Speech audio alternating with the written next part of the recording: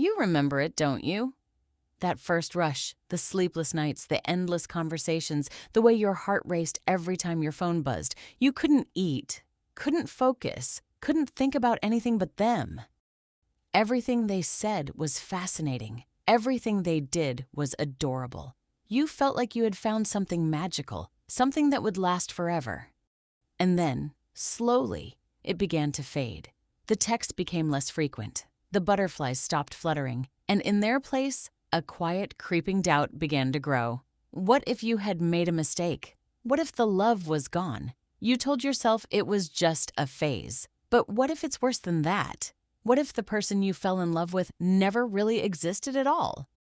What you experienced in those early months was not love. It was a neurochemical hijacking. The honeymoon phase is not a romantic ideal. It is a biological illusion, a carefully orchestrated cascade of chemicals designed to ensure reproduction. Dopamine floods your brain, creating intense pleasure and reward, the same mechanism activated by cocaine.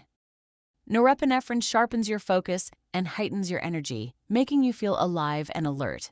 And oxytocin, the bonding hormone, begins to weave its web, creating a sense of attachment that feels unbreakable. Your brain is literally on drugs. You are not thinking clearly. You are not seeing your partner clearly. You are seeing a projection, a fantasy constructed by your own neurochemistry, and the real person, with all their flaws and irritating little quirks, has not yet fully entered the picture. Here is the terrifying truth. This chemical high is not sustainable. For most couples, the honeymoon phase lasts between 12 and 18 months. That's it.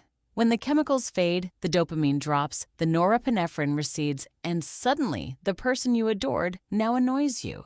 The habits you once found endearing are now grating. The conversations that once flowed effortlessly now feel forced, and you are left asking yourself the most dangerous question of all: am I falling out of love?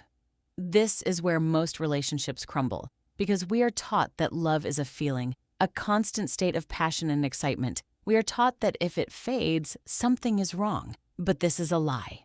Love is not a feeling. It is a decision. It is a daily, deliberate choice to show up for someone, even when the chemicals are gone.